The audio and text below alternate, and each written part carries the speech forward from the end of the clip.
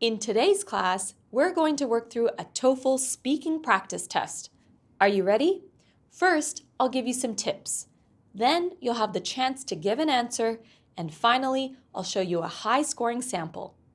Let's jump straight into our first task, independent speaking, paired choice. The independent speaking task will take about 1 minute to complete. In this task, you'll be given a question that presents two situations or opinions based on a familiar topic and asks which one you prefer and to explain your choice. Let's take a look. First, you'll see directions. They say, you will now be asked to speak about a familiar topic.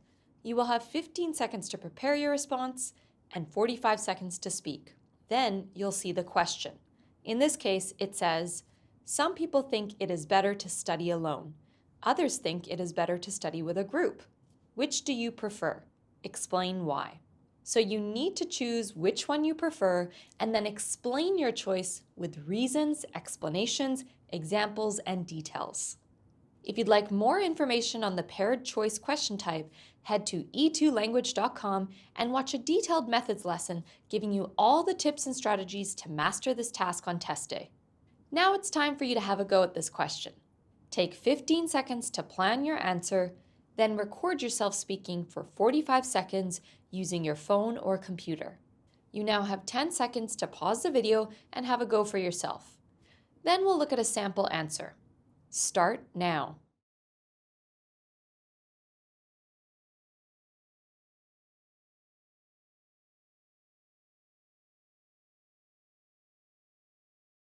Okay, how did that go? To help you evaluate your response, listen to a high-scoring answer. Here's what I said in response to the question. I prefer studying alone because it helps me focus better. When I study by myself, I can set my own pace and concentrate without the distraction of other people talking and sharing their ideas. For example, last semester, I prepared for my history exam alone, and I found that I was able to retain more information compared to when I previously studied for a maths test with friends. Additionally, studying alone allows me to create a schedule that works best for me without having to accommodate other people's prior commitments, which makes it more convenient. For those reasons, I believe that studying alone is more effective than studying in a group. I spoke for around 45 seconds, I clearly stated which choice I prefer, and I backed that up with reasons, examples, explanations, and details. This would all help me to get a great score on test day. If you like, you can pause the video here to listen back to your own response. Is there anything you could improve on? Okay, here's the next task, question 2. Integrated speaking. Summarize campus announcement and opinion. The second speaking task is an integrated task. You'll read a short passage, listen to a conversation, and then respond to a question about the conversation. Let's look at one now. First, you'll see directions. These say, you will read a passage about a campus-related topic.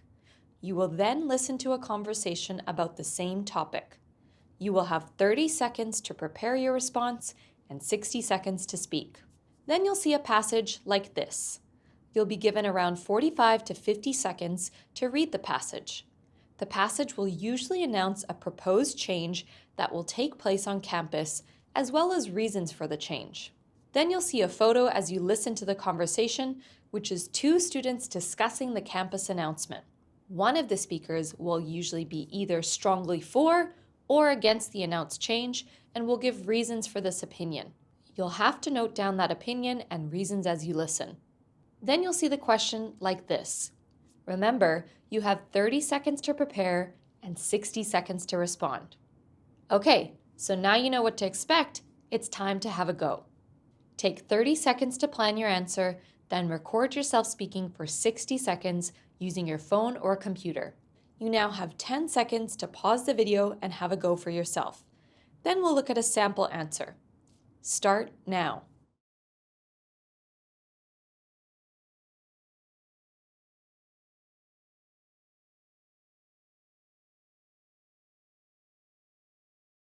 Did you hear about the new library policy?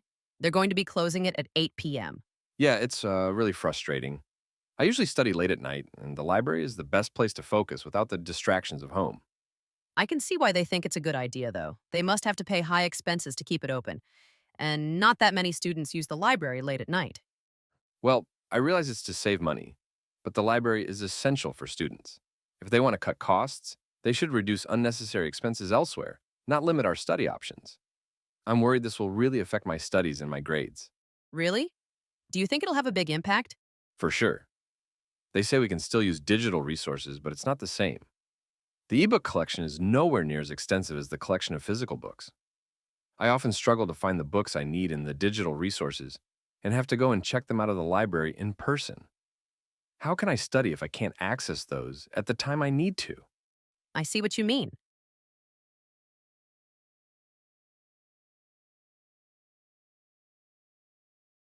Okay, you've completed the second question. Let's take a look at a high-scoring answer.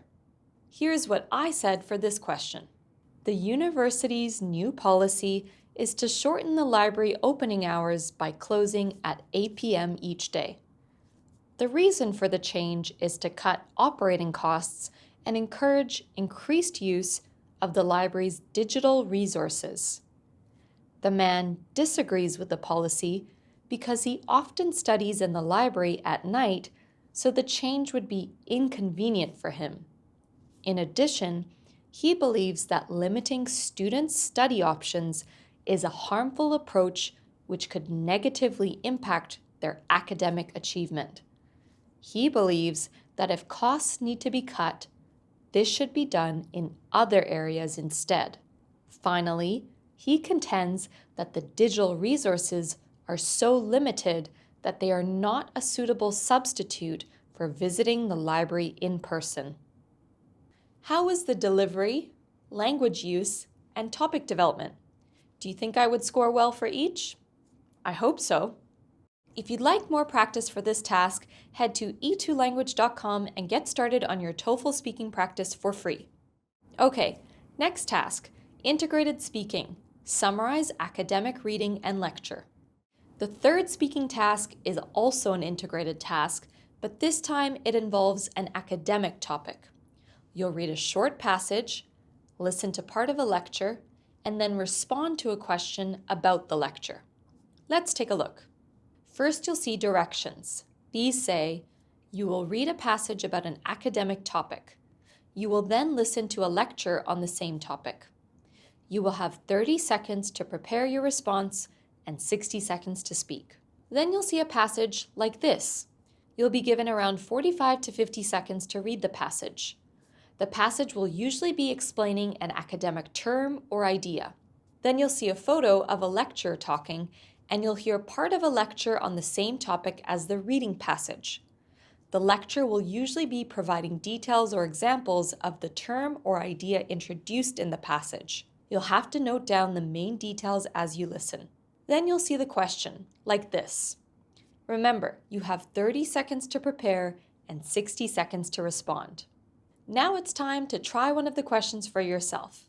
First, read the passage, then listen to the lecture, and then take 30 seconds to plan your answer, then record yourself speaking for 60 seconds using your phone or computer. You now have 10 seconds to pause, to plan, and respond. Then we'll look at a sample answer. Start now.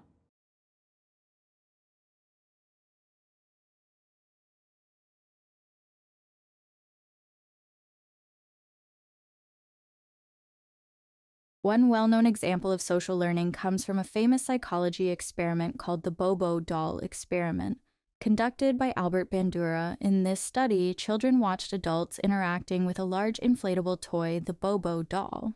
Some of the adults behaved aggressively, hitting and yelling at the doll, while others played with it calmly. Later, when the children were given the same toy, those who had observed aggressive behavior imitated it, hitting and kicking the doll just as the adults had. This experiment demonstrated that people, especially children, learn by watching others rather than only through direct experience or instruction. Another example of social learning can be seen in the workplace. When new employees start a job, they often don't rely solely on training manuals or formal instruction to understand company policies and workplace norms. Instead, they observe their colleagues to see how they interact, what behaviors are acceptable, and how to handle various situations. For instance, a new employee might notice that coworkers dress more casually on Fridays or that meetings follow a specific structure.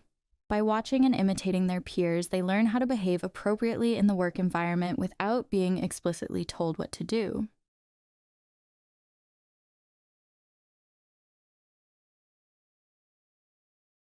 And that's the third speaking question complete. How did you go? Let me know in the comments below. This is what I said in response to the question. The reading passage introduces the concept of social learning, which suggests that people acquire behaviors by observing others rather than through direct experience. The professor expands on this idea by providing an example of children learning aggressive behavior. He describes an experiment where children watched an adult hitting a doll. Later, when given the same toy, these children also acted aggressively, even though they weren't instructed to do so. This illustrates social learning because the children imitated what they saw without direct reinforcement.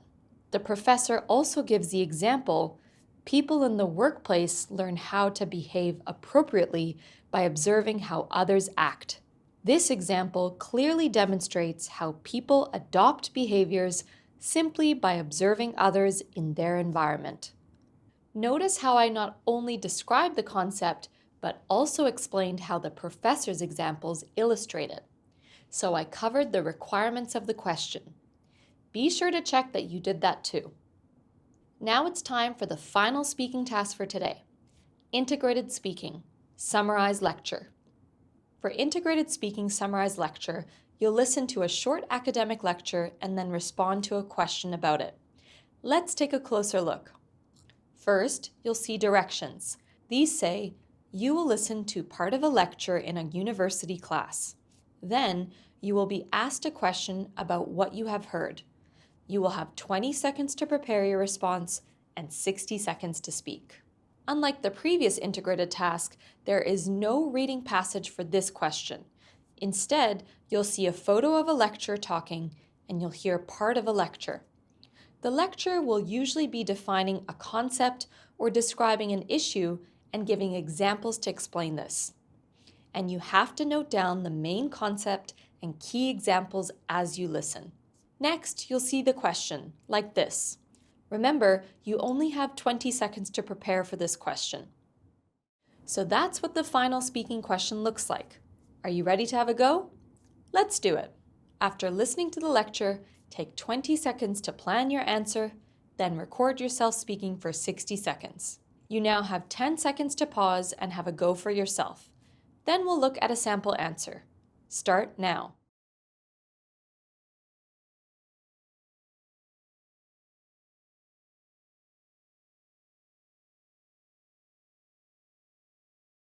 In biology, the concept of adaptive advantage explains how certain traits help organisms survive and reproduce in their environment. These adaptations increase an organism's chances of passing on its genes. Let's take desert plants as an example. Since deserts are extremely dry, plants have developed ways to retain water. Some have deep root systems that reach underground water sources, while others store water in their thick stems. Both of these traits allow plants to survive for long periods without rain, giving them an advantage in a harsh environment. Over time, plants with these adaptations are more likely to thrive and reproduce.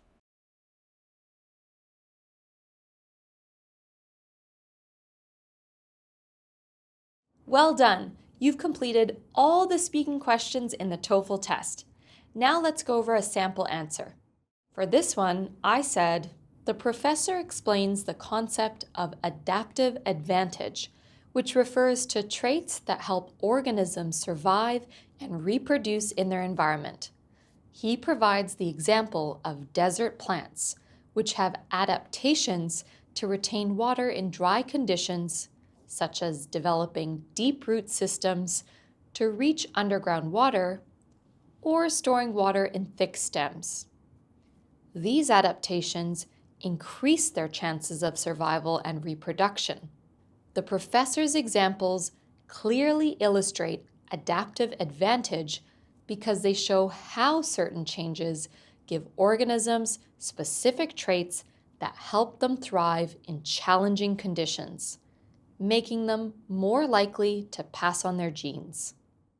Did you notice the delivery, language use, and topic development? A high-scoring response is clear, well-structured, and directly connects the professor's examples to the main concept. And that's it. That's the end of today's TOEFL Speaking Practice Test. And if you'd like more practice with TOEFL Speaking, head to e2language.com. Here you can find lots of practice materials, as well as mock tests, assessments, and one-on-one tutorials. I know that TOEFL Speaking can be challenging, but with practice, you'll be just fine. See you next time.